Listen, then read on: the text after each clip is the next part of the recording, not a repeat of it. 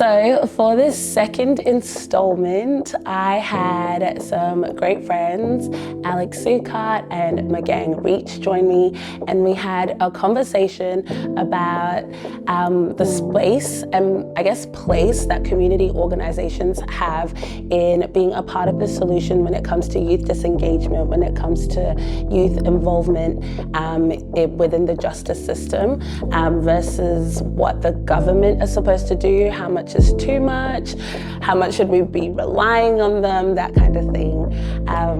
I really loved this conversation and it got spicy, so I hope you guys enjoy. We are going to talk about community support / intervention versus government support / intervention, and where that comes into it, what that looks like, who should be doing most of the heavy lifting, should we be working together? Yes, if you guys could please, in 60 seconds or less, tell people what you do and who you are. Who wants to go first? Rock, paper, scissors. Rock, paper, scissors. All right, I'll go first. So my name is Sukart Alex, and I'm the founder and director of StandOut Youth Empowerment. I'll take you on a journey a little bit. So in 2015, I came back from the United States. I was lucky enough to get a scholarship to go compete and play basketball at a high level over there. So when I got back, I'm actually from the Dandenong area. I'm not sure if some of you guys are familiar with that area. So it's in the southeast. And when I came back, I knew that there was a lot of young people in my neighborhood that wanted to pursue the same dreams that I did. And I just started training young people and developing them on the basketball court. And an important thing that I realized from that experience is that a lot of them actually needed guidance outside of just the basketball. They actually needed mentors and they needed role models. And that's where I decided to build a program that actually focused on mentorship. And from there, we ended up taking that program and putting it into schools, and we continued to grow from there. So 5-6 years later, we ended up creating something that we like to call an ecosystem.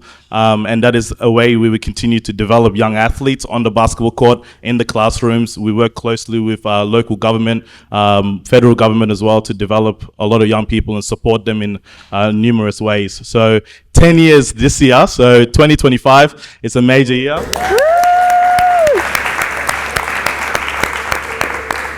And in our 10th year, we currently empower more than 400 young people on a weekly basis. And by the end of 2026, we want to be hitting 1,000 plus of young people that we can empower.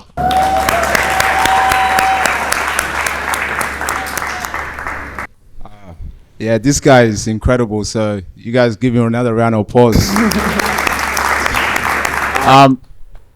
My name is Magang. I already spoke a bit before. My journey really started when I was in year 7. So at that time, I was getting D, E's in my, grades, and I didn't understand why. So one day I went up to the teacher and I asked her, hey, how can I improve my grades? She said, just read. And I said, that's it?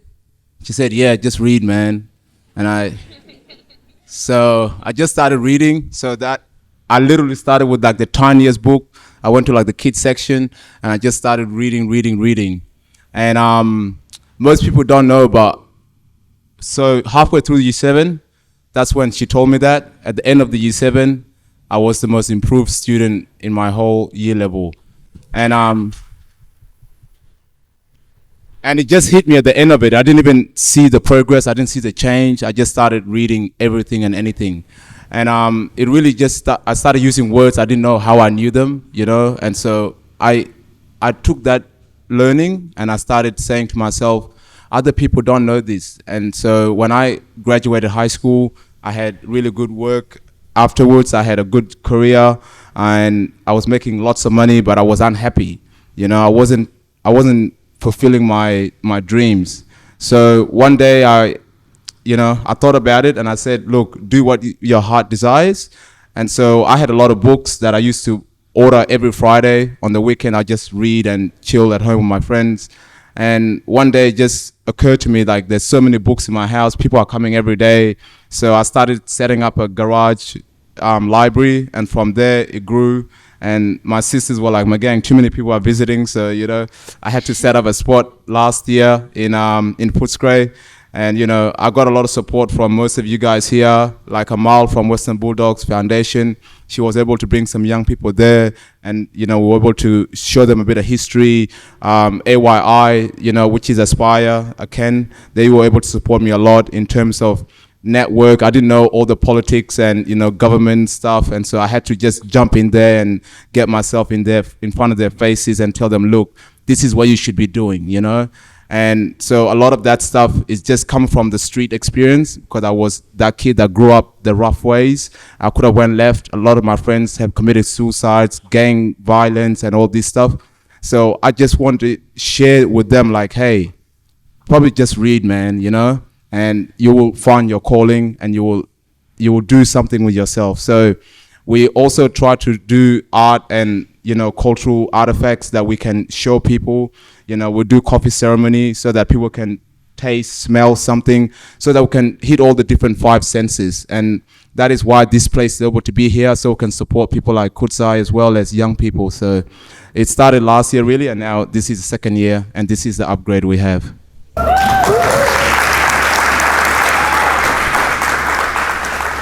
You both have amazing portfolios, so I am grateful that you are here and having this conversation with us.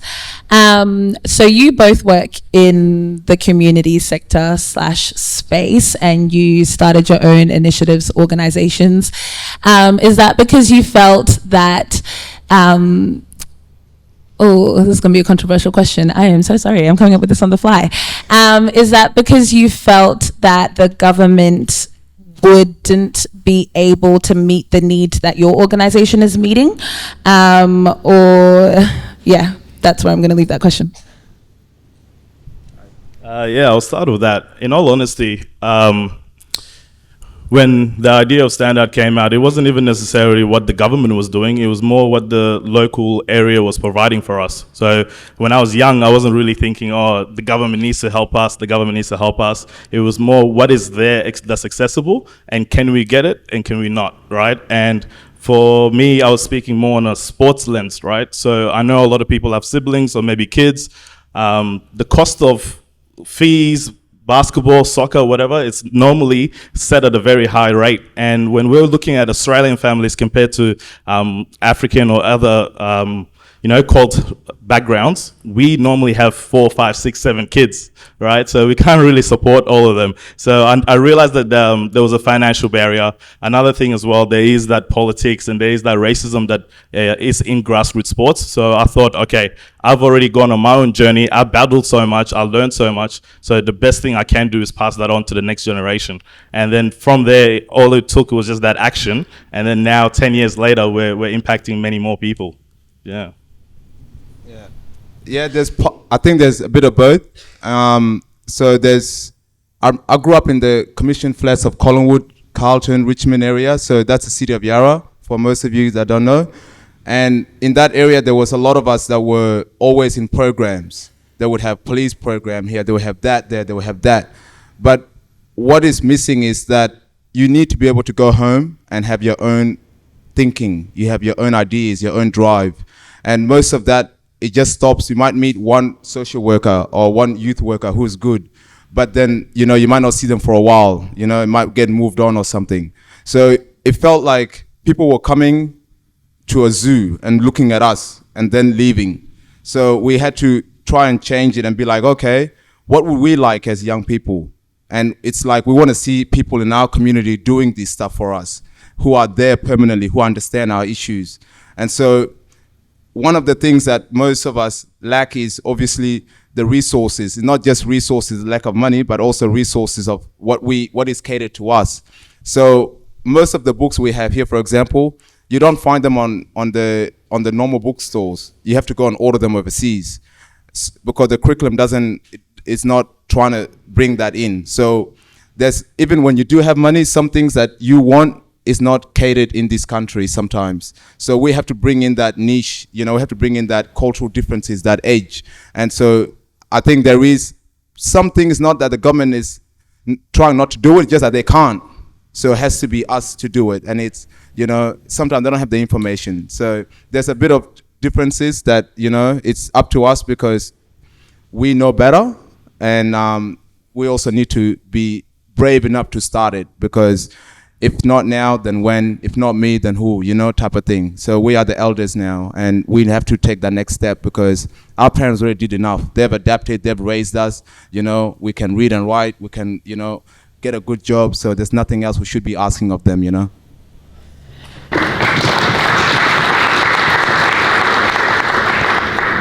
They said a lot. I know what questions I want to ask, but I'm going to throw it to the audience. If anyone has anything, yes.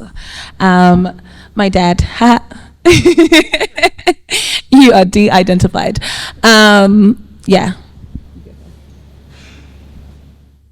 Please stand up so that people can see you. Hello. So I want to speak, like she said, I'm her dad. Yeah, that's true. That's great. I want to speak from a parent's perspective. And I remember our speaker earlier on, the psychologist, she told us there were 3 things: Ubuntu, gratitude, and what I want, and rest. But I want to talk on Ubuntu and gratitude. As a parent, I was the pioneer myself of moving from Africa to come here to Australia. And that was my intention. And therefore, coming here, we may face some struggles, but as a parent, you are determined to go through those struggles. So when people are talking of early intervention, we're always looking at formal early intervention, but there is informal early intervention. As parents, we move across the continents with these little ones who will struggle to adjust as much as we do, but we struggle as well to identify that in them. Oh, they're going to a good school, we're going to a good church, we live in a good neighborhood, but we're not relating with our kids as to how are you getting on? How is it like in the streets when you're playing? How is it like at school? How is it like sports, church? So for me, that's the most important early intervention between the parents and the children before we even talk of the government early interventions. That to me speaks to that Ubuntu. We've just uprooted this young life from Africa, where they had their own connectedness with family, cousins, you name it, and friends as well, and brought them to a new life in Australia, which is totally different from our way of doing things in Africa. And we still expect them to toe the line our African way when they are in a different culture. And as parents, we're not taking heed that they are in a different culture. We still think the culture is static as it was in Africa. But culture is never static. Things change and you move to a different culture. Incorporate the different cultures in that. Sorry, I'm talking like I'm giving advice, but that's Then the next point was gratitude. We also want our children to understand that for me to move as a parent, or every parent represented here, to move from Africa to here, it's that generational change that the parent is bringing to the future generations that are coming. So as we struggle, let's struggle together. Tell us your problems. Let's resolve those problems as we go along, instead of resorting to drugs or any other things that can be disastrous. Thank you.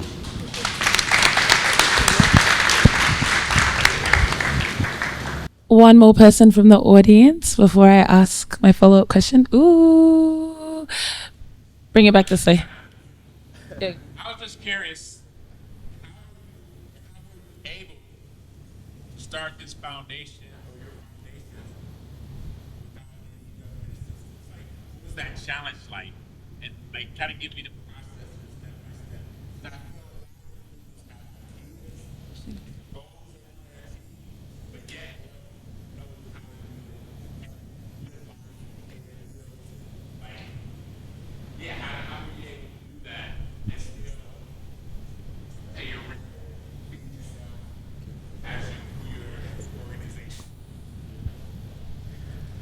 Great question. This requires probably a little bit of transparency from our end, right? But for me, I always like to share information and share advice about things like this, because there are a lot of young people and also people my age or older that I know want to do a lot in their communities. And of course, one of the major blockages to actually creating something of your own is that financial support or financial competence to be able to get it done. And I can only go back to when I was 18 years old in 2015. And honestly, I was actually just a broke college student, right? So I fully committed everything about my life to become a professional athlete. And in that time, unfortunately, I was able to do something that changed the trajectory of my life. And that was I ruptured a patella tendon in my knee. So I was in a point in my life where it's like, what am I going to do now? And from there, just to get back into being active and social again, I took up a job to become a referee. I'm not sure if anyone knows here, but at my local stadium, they get a lot of people to become referees. So for a very long time, that was my income, right? I didn't have a university degree to go get a good job. I struggled with even getting a regular job around the area because I still wanted to pursue my own things, similar to a lot of people that would like to start things. And I remember just watching a lot of videos on YouTube. So that was the very first thing. That was probably the first year I read a book. Right, I barely read a book in high school, but when I knew that I wanted to start something, I went to my local library and I borrowed books. I watched YouTube videos, and then from there I saved my own money, and then I started to buy equipment, and then I started to find out that there was something called public liability insurance, right?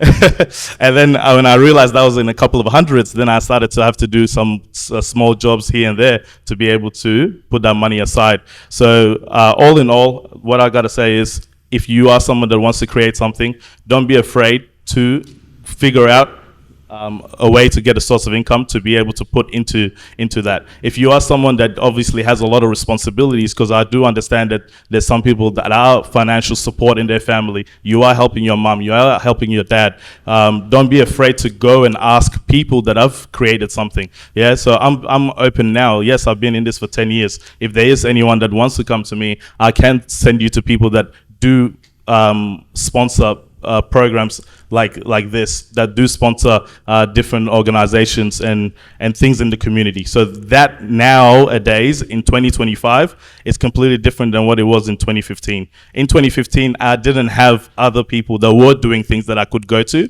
but in 2025, there's a big community that can go out to you. So what I'll say is, yeah, just bootstrap, go out there, commit, and search up a lot of things and people that are around your area.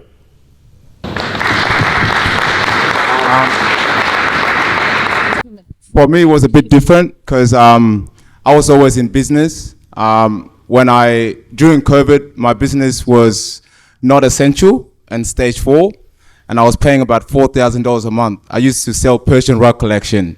So a weird profession for a black guy, right?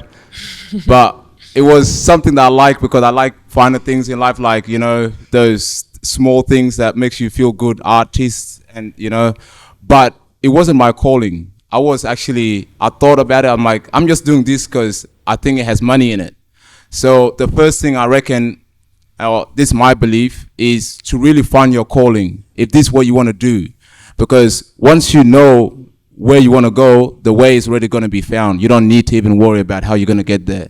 So that is the first thing that I've come to terms with. Like, I've always had that in me, like, you don't need to know the way. When you're driving a car, you can only see so far ahead of you. So just start there and keep going, keep going, and keep going. So the people out there, there's a lot of like professionals. Some people are scared to ask. I didn't want to get fundings because I thought it was embarrassing, you know? I didn't want to do that. My mom never wanted me to get scholarships because she said, no, get your own way into things. So even though I got a scholarship in high school to go to a really good school, I chose not to. I stayed there where I was paying my own rent. My own school fees. So I think sometimes you think like you need to do it this way or that way, but I think once you start, you will find ways where you can do it. And it's okay to get a handout from somebody. It's okay to go and ask and annoy somebody. There a few people in here, like the AYI boys, you know, Aspire, I call them every day, you know, hey, I need this or I need that, you know. Kutsai here, hey, do my business plan for 2025 again, you know, this one needs to be better than last time. And, you know, I just annoy her. She's like, Magang, I'm at work. I'm like, okay, after work, you know? So, because really, it's all in your head and you need someone that can bring you down to earth and say, hey, this is how you do it. Just looking at it without being too involved. So sometimes just go and ask, talk about it every second, and someone will say, hey, this is how you do it. And so I think money will come and all the other things will come. It's just know where you want to go and the way will come. I do not like to publicly say that I do business plans, so thank you for putting that out there. Don't ask me to do yours. One thing that I feel like kept coming up in this, and is a conversation that I think a lot of different people in community have, because there'll be grants that get put out, and whether they're like 1 year or 2 year, people do whatever they do with them, and then that kind of just fizzles out. And then the next grant comes up, and it's kind of like we're all chasing like the light of like, okay, this is what's hot with the government at the moment. That's where they're putting money into. That's what everyone wants to open up and go do. But how do you create sustainability and is it longevity? Whatever the English word is, that one. Longevity, that one. Thank you for the English lesson. Longevity around creating these these organizations, these spaces where young Africans can come to and feel safe and feel heard, and it keeps them out of trouble. But yeah, how do you create that sustainability and longevity?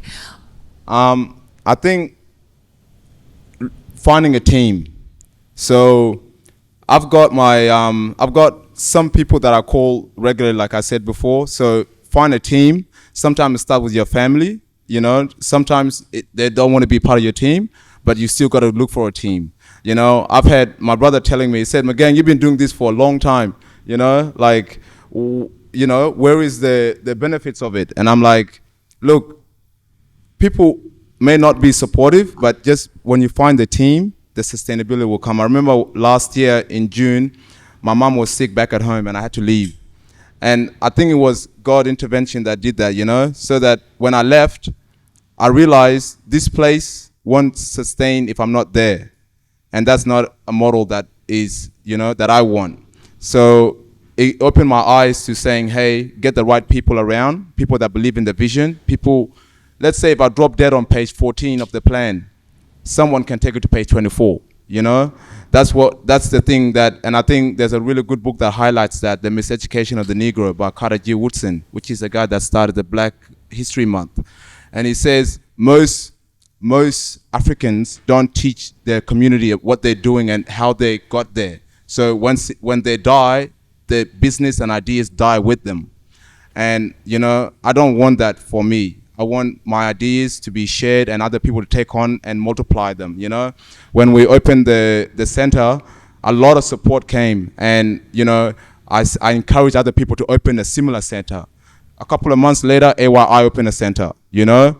I was so happy, you know, I literally almost cried because it was so like, even though it wasn't me, I wanted that sustainability that we now can open spaces and should open spaces, you know? And so sometimes it might not be your business that will be sustainable, but you can inspire someone to make us more sustainable business and build that team to you know, to keep it sustainable. So I think a team, and, you know, that's the best thing you can do. And also finding a way that is, you know, you don't have to ask too much of people.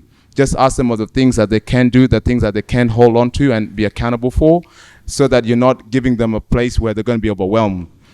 So I think, you know, giving bite-sized tasks to them is another good way too.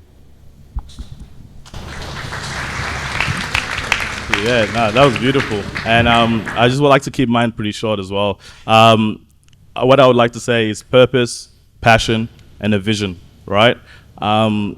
Just to follow up with what Kutsai is saying, there are organizations out there, and I'm not trying to push any blames or, you know, pick at people or anything like that. But when we got to talk about longevity, we do see a lot of organizations pop up and then they disappear within a year, 2, or maybe 3, right? And I feel like they get sucked into that spiral of going downwards, because they have the idea at first and then they believe that yes, this funding or this grant is what's going to support it. But a lot of these type of grants, a lot of them are actually just for 12 months. Sometimes you're most likely not going to get it again, right? So then now, because your whole model was just built on getting this funding and this support, that you continuously just did everything for free, that you don't have anything to continue to follow that up, right? I can only speak from my experience. A lot of the support that we continue to get over the years was from continuing to focus on the purpose, the passion, and the vision. We never went and chased something that's out there just because we knew we're going to get some support of funding or anything like that. Yeah. Even though this is our 10th year, we've gone 9 years with no external funding or support. So for us to be able to do that, we were only able to do that because of our community. Yeah.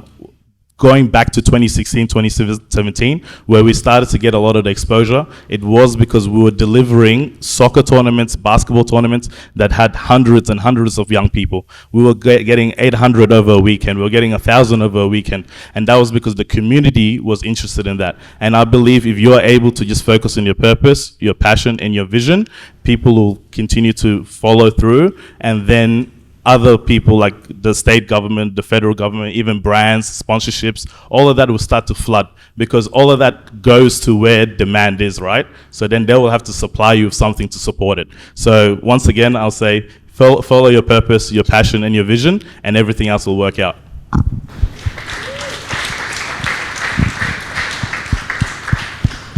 I'm going to throw it to the audience. Ooh, we have someone. That was a quick hand up. We'll go in the middle and then off to the side. I wrote this down because I didn't want to forget. But with what we're seeing in America with the defunding and I guess deconstruction of agencies and initiatives that support diversity, equity and inclusion, do you see this influencing us here in Australia? And what do you see your role as in the community and of organisations in influencing this? Can you repeat the question again? That was a big question, yeah. Yeah. That was a good question. Repeat it one more time, a little slower. Okay, so with what we're seeing in America with the defunding and deconstruction of agencies and initiatives that support diversity, equity and inclusion in our society, do you see this influencing our reality in Australia? And what do you see the role of homegrown grassroots organisations being? Yeah, nice. Yeah. So, there's a great book. It's called "The Revolution Will Not Be Funded." It talks about the same thing. So one of the things that we have to do as a community is actually build out on ourselves. So things like the Breakfast Club was started by the Black Panther Party, you know, and they did it on their own. When we started the book, the library, I didn't have much money, but I started small, one at a time, you know, and I think the effort and consistency that we can put in as a community is very powerful. And back to the defunding stuff. So there's a lot of agendas on every government agencies, you know. Sometimes they will go with the hot topic of the month or the year so they can get the votes or whatever. So we have to be, as a community, say what is our biggest issues and how can we plan for it. So not long ago, when I was opening this space up, I had a someone from, I don't want to really say where, but a big organization came in here and they met with a politician at the back right there. We were sitting on the floor and he said to someone, he said, "Hey, I want you to give me $400,000 first so I can get a consultant. And then I want you to give me 70 million so that I can build a center." I said, "What?" I'm watching this in front of me, and these are deals being done on government, you know, before even people get elected or whatever. So, firstly, we're not political people. We're not politicized. We don't know how to deal on that level because we're not organized. So, being organized then allows you to go and demand things, you know, as a group, as a bigger audience. Where you are scattered, you know, Sudanese here, Somalian there, Zim there, you know, all the different, everyone wants to be their own. You know, that's not my issue. But when we come together and have one voice, You can say, I want this and I want it now, and you will get it like this. So I think that's one aspect, organization, and then you can demand. And then other thing is keeping your purpose and what your issues are. If it's drug and alcohol, if it's youth, let's keep that as the main thing. And that anyone that want to work with us, you have to solve our issues, you know. And then obviously what we can do as a community, small efforts like, you know, you guys coming to support Kudzai, and you guys and Kudzai coming to support our space, you know, and people giving us advice, you know, even different people from different organizations that are not part of our community. So one of the things that I always ask for people is, if you are in the government department, think of a way you can work with us respectfully, not handouts. You know, so people come and do excursions like holiday program like Amal does, you know, or AYI does, or Nguvu Emoja, or, you know, the Aprioske. That is a way they can refunnel money into your organization where you feel secure, and it's a business transaction rather than a handout, you know. So setting up ways and products and processes where you can get paid and be respectful and feel that pride, like I built something, you know, so that it's not just, hey, we're asking for handouts. So systems that actually reiterates the purpose you want. Amazing. Honestly, I feel like he's completely answered all of that, right? The only thing I can probably add on top of that is the fact that we continue to underestimate and undermine how much power we actually have amongst our communities, right? Whether it's our sub-communities, our major community, or even just all of Africa. I feel like even if we're looking at Melbourne right now, we can go on every single weekend. There's some African that is doing an event. And if we can all go and actually spend our money there instead of going to a Drake concert or instead of going to all this other stuff, we can then build the people that are doing these things, right? So then if we are growing, if Kudzai is growing, if Magang's growing, and all these incredible organizations in front of us right now are growing, we can actually demand for more rather than ask or beg. Yeah, that's one thing that I don't like, is when I feel like we are always begging for support, or our people need this, our people need that. Yeah, we can actually just look to our brothers, our sisters, our cousins and say, hey, this is what I'm doing. Yes, I know we got to pay for this, but it's to cover this, and then we grow. So we need to look at each other and support each other. This came up last time and I had written it down here, and I was going to see the vibe of the room as to whether I'd ask it. And I think the vibe is there, so get your paddles ready. The question is the African community too divided to fix systemic issues on its own?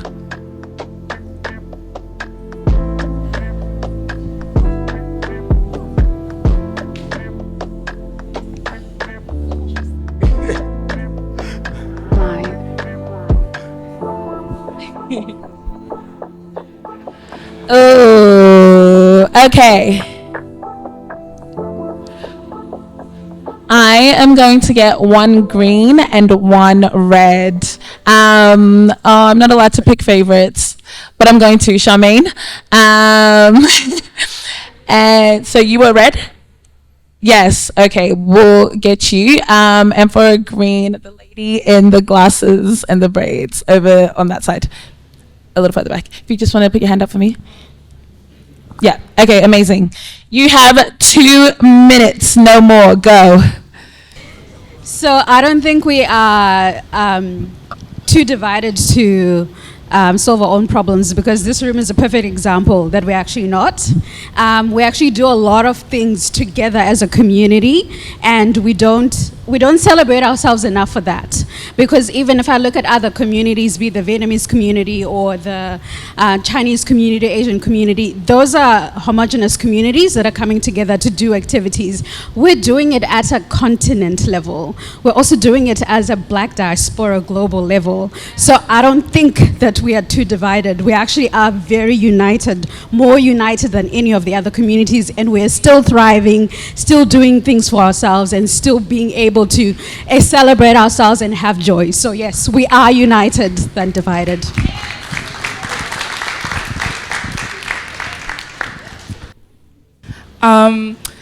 As a young person, I hate to have such a negative view. It might seem like a negative view, but my opinion comes with a very recent story. So recently I went to Zimbabwe for 2 months, and something that I felt was so persistent in my life in Zimbabwe was me feeling like an interloper and me feeling like an outsider. Now, I am of Zimbabwean heritage because my mum is Zimbabwean, but I'm also of South Sudanese heritage. And I felt like such an outsider, and that also persists here in Australia, where I feel like, because I'm South Sudanese, even when I go to South Sudanese people, it's like, no, you don't fit in. I go to Zimbabwean people, it's like, no, you don't fit in here either. And I think a real problem, we have many problems in the African community with issues such as colorism and, you know, seeing each other eye for eye, eye to eye, because we think there's so many places where we feel levels of superiority, and that's a big issue in trying to fix systemic issues, because when you feel that you're better than another African person, it stops you from seeing that they are going through the exact same thing that you are. So I think we are very extremely divided, and I hope that changes. But if we're speaking today, we are extremely divided in our community, because if we get a group of African people and we say, let's fix the lack of education amongst our young people, there'll be some parents who'll be like, well, my child wants to focus on school, and that's okay, and no, my child wants to focus on work, and you know, school doesn't matter, and we live in Australia, and then there'll be people who'll be like, no, school's really important, you got to get a high ATAR, you got to do all these things, and these are systemic issues. So I think we are a very divided community, and it really is problematic in trying to solve systemic issues. I loved both of those perspectives.